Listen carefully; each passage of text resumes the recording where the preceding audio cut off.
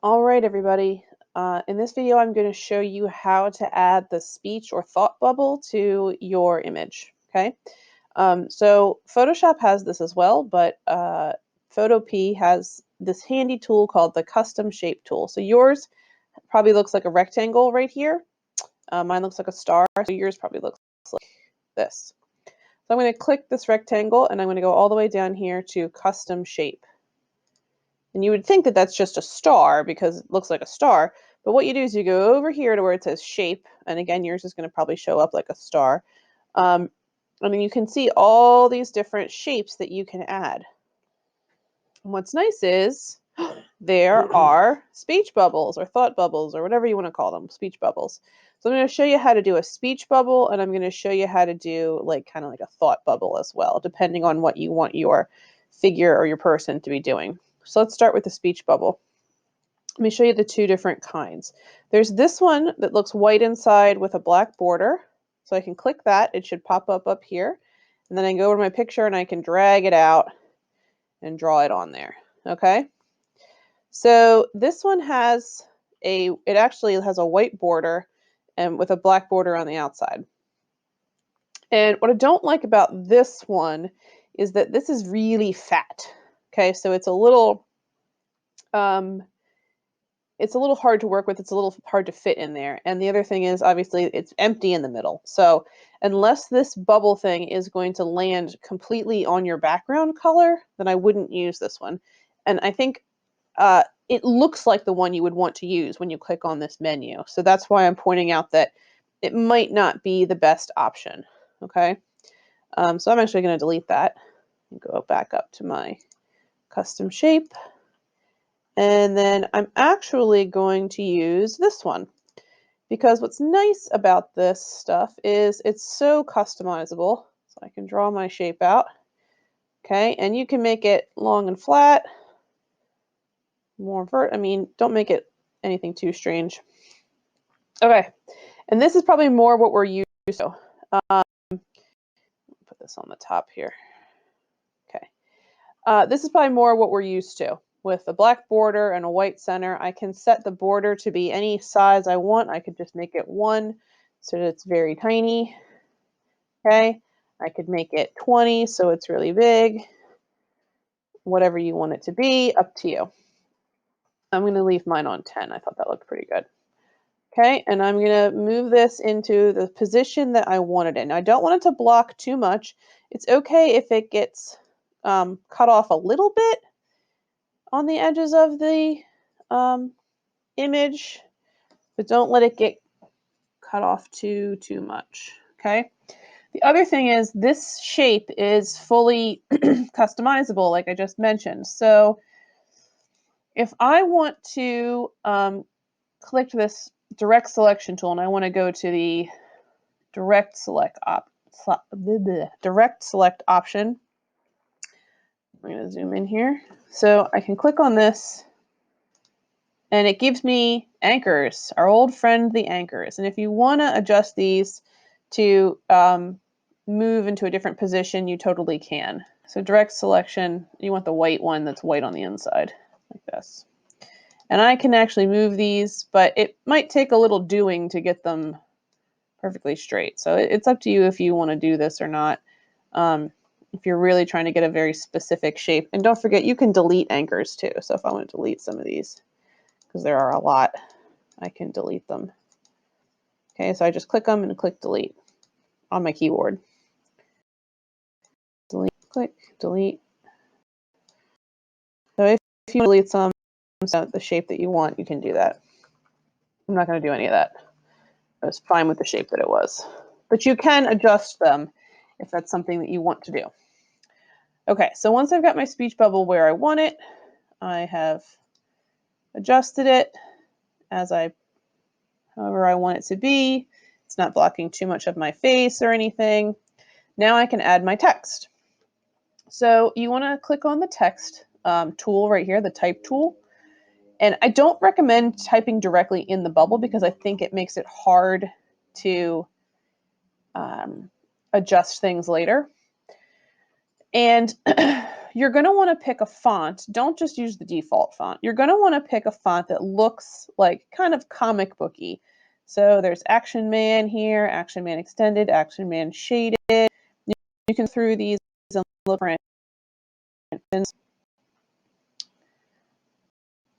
There's actually some, you can say, oh, I just want to see the comic ones up here. And maybe I'll keep the retro ones and see what comes up. Okay, so you can adjust the preview, like what you're going to look at on here, and pick a font that suits the style of what we are doing. Okay, nothing too fancy, nothing too cutesy, nothing like this swirly stuff. Okay, try to pick something that looks comic booky. Oh, let's try this one. Okay. And then I'm going to change the size of my font to be something a little bigger. You can see how big it is right here. It's not very big. So I'm going to set this on. Let's try it at 50 and see what we get. All right, that's a little better.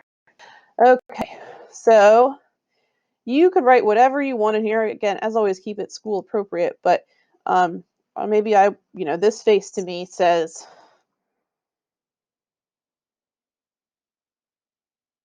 get off my lawn.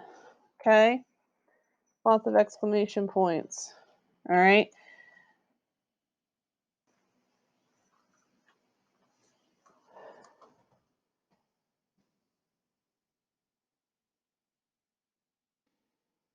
You darn kids. All right. Move this over. Okay.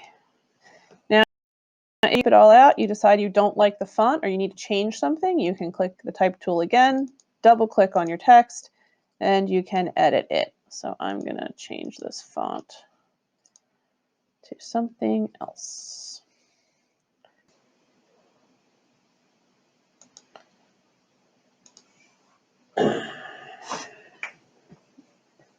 All right.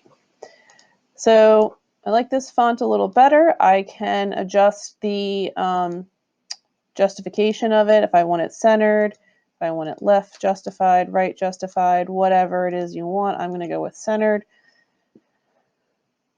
You make italic or something if you feel that's necessary. All right, and once you've got it the way you want it, you can bring it over to your speech bubble. You can rotate it if you need to, depending on the angle of your bubble. You can make it larger. Now, if you make it larger, hold the Shift key so that it stays in proportion and doesn't get, you don't want your font to get skewed. But you do want it to kind of fill up the bubble, okay? And I hit the Enter key to sort of set it, and there we go. I've got my speech bubble, okay? I'm going to go ahead and turn this off for a second, and I'll show you how to do a thought bubble if that's something you want to do. So if yours would work better with a thought bubble, we can go to your custom shaped tool again and scroll down. And the closest we've got, we'd have better options if we were in Photoshop, but the closest we've got is this little cloud. Okay. And my computer's slow today. Okay. I can drag this out to make a cloud. And I can move it. Oops, I don't want to make another cloud. I want to move it. Okay, I can move it to a good position that I'm happy with. Generally, you're going to want the cloud to be kind of near the brain area. Okay. You could also add additional little clouds for, the little trail of thought bubble clouds that you usually get with these kind of things. You can add more little clouds for those other little puffs. Let me click over here. That's what I need to do. So you can adjust the shape of them, the size of them. You can rotate them to try to give it a little variety so they don't all look like the same cloud, which I do recommend because you don't really want just a repeat of the same cloud over and over again.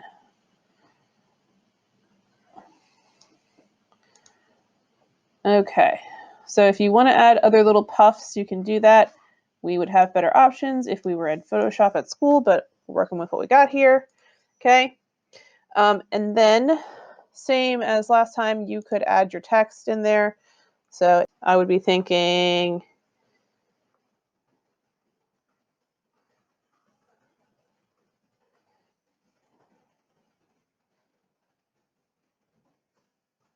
get away from that cookie. My husband keeps stealing the last cookie every time I get cookies at the grocery store while we're stuck at home. Okay, so you could add whatever you want to there. Again, just keep it school appropriate, please. If this is not filling out the way you want it to, let me show you one last trick. If you're having trouble getting the text to fit in the shape that you've got, you can also do every line of text as its own thing. So I could say I'm going to take away,